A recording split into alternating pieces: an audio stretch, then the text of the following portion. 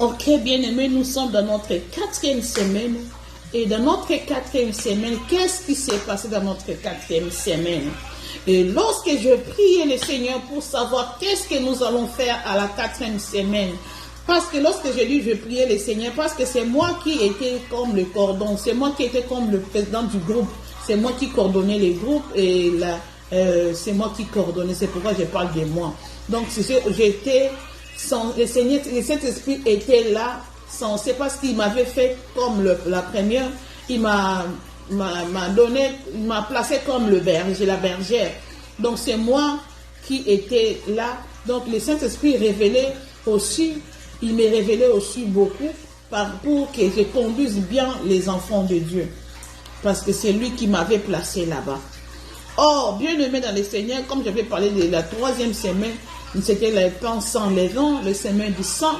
Et nous mangeons aussi, qu'est-ce que nous mangeons? Seulement des légumes avec accompagnement de la 3e semaine, c'était les légumes, mais accompagné du pain sans levain. Donc là, le Seigneur nous avait montré même comment préparer ça, dans les livres toujours de Lévitique. Donc, on ne savait même pas, dans les livres de Lévitique, que toutes ces choses-là, le Seigneur avait déjà préparé ces versets-là. Si vous lisez seulement Lévitique chapitre 6, vous allez voir. Donc le Seigneur nous avait même montré comment préparer ces plans sans levain là pour que nous mangeons. Il nous a dit comment les sacrificateurs préparaient. Donc ils mettaient de l'huile et prendre la pâte. Et donc tout ça là, c'était comme ça. On mangeait des légumes seulement avec les pains sans levain. Donc nous avons fait des sacrifices. C'est que vous allez le comprendre. Donc dans la 4e semaine, comme je disais, c'était la semaine de brisement. Le Seigneur nous avait brisé. Il nous avait dit que vous êtes dans le désert. Et c'est par là que nous avons dit, waouh! Donc nous faisons aussi en même temps les jeûnes de Jésus, mais maintenant en se référant à Moïse, aux enfants d'Israël. Donc le Seigneur nous a délivrés. Bien aimés dans le Seigneur, nous sommes passés de l'Égypte. Maintenant nous sommes en Canaan. Nous maintenant nous sommes délivrés. Est-ce que tu es délivré toi aussi? Moi, le Seigneur nous a passé de l'Égypte à Canaan. Nous vivons maintenant les Canaan.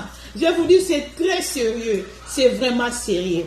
La 4e semaine, c'était le brisement. Le Seigneur nous a passé par le brisement.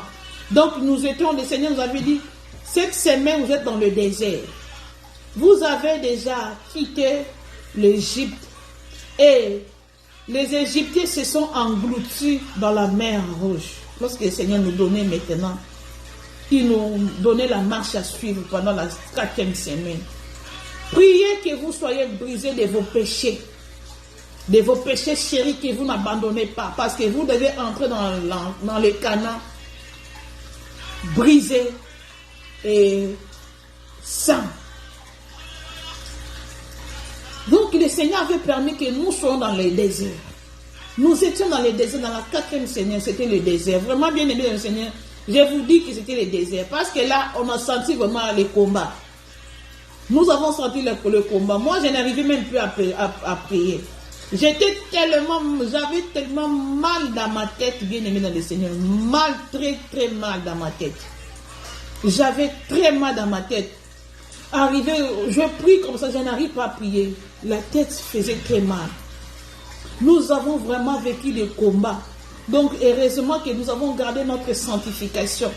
Nous avons gardé notre sanctification. Mais la prière, c'était compliqué pour nous. Comment tu vas prier? Et là, les diables voulaient nous combattre. Mais le Seigneur a dit, ce n'est pas les diables. Le Seigneur a dit, ce n'est pas les diables. C'est moi. C'est moi, parce qu'au désert, je suis avec vous. Je vais vous parler dans le désert. Moi, je croyais que le Seigneur n'allait pas nous parler dans le désert. Oh, le Seigneur nous avait parlé dans le désert encore. Et nous avons senti que vraiment nous étions dans le désert. Qu'est-ce qui s'est passé? Le Seigneur a dit, vous allez passer le brisement. Je veux que vous soyez brisés, parce que là, vous êtes des sacrificateurs. Vous devez être exemplaires. Vous devez être exemplaires. Comment les sacrificateurs, ils ont le péché. Ils vivent dans le péché. Ils ont le péché qui n'arrive pas à s'abandonner. Vous devez prier que le Seigneur délivre vous de vos péchés. Qu'il vous délivre de vos péchés. Le Saint-Esprit est là Là, vous êtes déjà sauvés, vous avez quitté l'Égypte.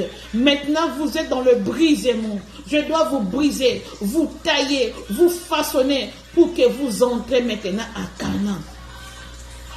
Et nous avons été là dans le désert, bien-aimés dans le Seigneur. Nous avons prié pour le péché que nous n'arrivons pas à se séparer de cela. Chacun de nous a prié par rapport, nous avons aussi prié pour nos familles. Nous avons prié pour nos familles. Nous avons dit à Dieu, délivre-nous de ce péché ici. Délivre-nous de ce péché c'est-ci, c'est là. Et nous avons prié pour que nous soyons délivrés. Et pendant ces moments-là dont je priais dans le désert, il y a eu un jour où je pleurais. Je pleurais à Dieu. Pourquoi je pleurais, bien-aimé dans le Seigneur? Pourquoi je pleurais? Je pleurais pourquoi? Parce que je me disais, mais Seigneur, pourquoi ma tête là souffre toujours? Je suis entrée dans la prière pour que je sois délivrée de toutes ces choses qui me préoccupaient. Pour des choses qui me préoccupaient. Pour des situations compliquées dans ma vie. Mais quand est-ce que ces souffrances devront finir? Seigneur, quand est-ce que tu vas nous exercer afin que nous soyons libres de nos vies? Que nous soyons... Pourquoi? Nous sommes dans les gènes, mais nous continuons à souffrir de maladies, de la tête qui n'arrête pas de faire très mal comme ça. Et je me plaignais, est-ce que Seigneur, tu es là? Est-ce que Seigneur, le Seigneur a dit, je suis là. Même dans le désert, je suis avec vous. Le Seigneur nous disait, je suis avec vous. Et c'est normal que tu te plains parce que tu es dans le désert. Toute personne qui est passée dans le désert, il y a eu de plaintes. Et c'est normal. Le Seigneur a dit, plaignez. C'est normal de se plaindre. Il a dit, c'est normal de se plaindre. Les enfants d'Israël dans le désert, ils se plaignaient. Ils disaient, le Seigneur nous a abandonnés. C'est trop chaud, c'est trop noir. On n'arrive même pas à boire l'eau. Il n'y a pas l'eau, il n'y a pas ceci. Mais moi, au désert, je réponds, j'écoute et je parle parce que je suis avec vous. Dans le désert, ce n'est pas l'affaire de Satan. Ce n'est pas l'affaire des sorciers, mais c'est l'affaire de moi et de mes enfants. C'est par là que je vais vous voir grandir. Je vais que vous luttez. C'est par là. C'est par là que je saurai que vous me servez et vous portez votre croix. Le Seigneur nous a parlé de cela dans le désert. Et pour nous réforter, qu'est-ce que le Seigneur nous avait donné? Il nous a donné le livre d'Ésaïe. Le livre d'Ésaïe, là, bien aimé, si j'ai oublié le livre, là, je ne sais pas si j'ai oublié, c'est dans quel verset. Bien aimé, vous allez me comprendre, parce qu'il y a des choses que je n'avais pas écrites. J'avais oublié d'écrire, parce que j'écrivais. Il y a des choses que je n'avais pas écrites. C'était le livre d'Ésaïe. Laissez-moi un peu checker. Ah, c'est ça. Oh, merci Seigneur. Donc, j'ai ouvert seulement Ésaïe. J'ai trouvé directement les versets. C'était Ésaïe 58. Merci Saint-Esprit. Merci parce que tu es à la page. Merci parce que tu nous aimes beaucoup. Ésaïe 58. Lorsque j'avais ouvert le livre d'Ésaïe, pendant la période là des heures, j'ai lu seulement les titres et j'ai vu on a écrit le vrai gène. Lisez seulement Ésaïe 58, vous allez comprendre. Les vrais gènes. Qu'est-ce que le Seigneur appelle vrai gène? Si nous lisons, nous commençons au verset 2. Écoutez, au verset 2. Tous les jours, il me cherche. Il veut connaître mes voies. Comme une nation qui aurait pratiqué la justice. Ils n'auraient pas abandonné la loi de son Dieu. Ils ne demandent des arrêts de justice. Ils désirent l'approche de Dieu. Que nous sert de gêne si tu ne les vois pas? Que nous sert de gêner si nous ne voyons pas des choses que le Seigneur a promis de faire dans nos vies? Que nous sert de gêne? Écoutez, de mortifier notre âme. Si il n'y a point d'égard, voici le jour de votre gêne. Vous vous livrez à vos penchants et vous traitez durement tous vos mercenaires. Voici vous jeûnez pour disputer. Voilà maintenant, verset 4. La Bible dit que vous jeûnez pour disputer, vous querellez. Donc, beaucoup de gens sont en train de jeûner, des chrétiens sont en train de jeûner, mais ils n'arrêtent pas leur vie de péché. Ils jeûnent, mais ils vivent dans le péché. Ils se querellent. Vous voyez maintenant, c'est par là que le Seigneur voulait nous briser. Écoutez maintenant. Vous vous livrez à vos penchants et vous traitez durement tous vos mercenaires. Voici vous jeûnez pour disputer et vous querellez. Pour vous frapper méchamment du joug. Vous ne jeûnez pas comme le veut ces jours. Pour que votre voix soit entendue en haut. C'est que là, les jeûnes auxquels je prends plaisir. Un jour où un homme humilie son âme. Les jeûnes où le Seigneur prend plaisir. Courber la tête comme un joug et se coucher sur les sacs et les cendres. Et c'est là ce que j'appellerai, c'est là ce que tu appelleras un jeûne. Beaucoup de gens sont en train de jeûner. Ils se voient le visage, ils ne s'habillent, ils ne se lavent pas, ils ne brossent pas les dents, ils ne vont pas chercher, ils ne sortent même pas dehors de leur chambre, ils s'habillent des sacs, ils se mettent des choses, donc ils se laissent vraiment le corps, ils se disent qu'ils sont en train de jeûner. Et la Bible demande, est-ce que c'est là les jeûnes que vous demandez, que vous faites? C'est là que moi je suis, c'est là que vous appelez jeûne.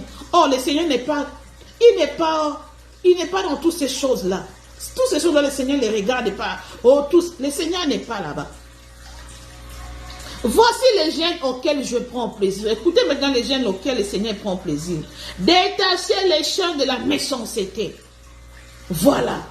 Donc là-bas, nous avons compris que le Seigneur veut, lorsque tu es en train de jeûner, tu dois enlever ton vieil homme. Tu dois faire sortir le vieil homme. Tu dois être passé par le brisement. Les jeûnes que nous faisons là, nous détruisons, nous traitons nos cœurs, nous faisons des sacrifices là pour que nous soyons des saints, pour que nous soyons des justes, pour que nous plaidons à Dieu, pour que nous changeons de marche, de vie, pour que nous sortons du péché de la vérité. C'est ça que les jeûnes que le Seigneur veut. Mais beaucoup de gens jeûnent parce qu'ils veulent de l'argent, ils veulent se marier, ils veulent avoir des enfants, ils veulent des voyages, ils font des jeûnes comme ça. Donc c'est par leur propre intérêt. Mais ils ne jeûnent jamais pour que le Seigneur les sorte du péché, que le Seigneur les délivre de la mensonge, de la tromperie, de l'impudicité. Ils ne jeûnent pas pour ça. Donc ils finissent leur jeûne, ils reprennent encore leur péché. Et c'est par là que le Seigneur nous a donné ces versets ici. Si vous les lisez tous les versets jusqu'en bas, vous allez comprendre maintenant. Et lorsque je lisais ces versets-là, et c'est ces versets-là que nous a amené toute la semaine de jeûne, des 4 jours de notre jeûne. C'est ces versets-là. Et c'est par là que nous avons fait maintenant... nous avons fait maintenant nous étions maintenant dans notre désert. Et nous prions à Dieu, Seigneur, après ces jeûnes ici, nous voulons être délivrés de tous ces péchés. Après la sortie de notre 40 jours, Seigneur, délivre-nous. Nous ne voulons pas entrer dans les canaux avec ce péché. Les canaux, c'est quoi? Je vais vous expliquer ça à la fin. Les canaux, je vais vous expliquer ça à la fin. Nous ne voulons pas terminer ces jeûnes comme nous étions toujours avant. Nous étions dans des distractions inutiles. Nous faisons des choses méchamment, des choses mauvaises. Nous ne voulons plus reprendre cette vie d'avant. Nous voulons être brisés. C'est les brisements-là que le Seigneur attend de toi. Beaucoup des enfants de Dieu ne veulent pas les brisements. Ils veulent seulement demander, mais leur vie est construite, ils ne changent pas. Donc nous devons chercher les brisements. Nous devons chercher que Saint-Esprit puisse nous briser. Et c'était là que le Seigneur nous avait brisé. Nous avons déclaré à Dieu de nous délivrer de tous ces péchés-là. Pendant que je priais, je pleurais les moments, Seigneur, qu'est-ce que serait notre vie? Est-ce que notre vie sera seulement comme ça? Lorsque je priais, je pleurais, le Seigneur est venu me renforcer, me réforter pour dire que il m'a donné une chanson, j'ai chanté au moment des jeûnes. Et la chanson-là était comment? Il m'avait donné ça en lingala et en français. C'était la chanson, il disait, Ndima kaka, ndima kaka, nyonso ekosalema. Ndima kaka, ndima kaka, ndima kaka, nyonso ekosalema na bandimi.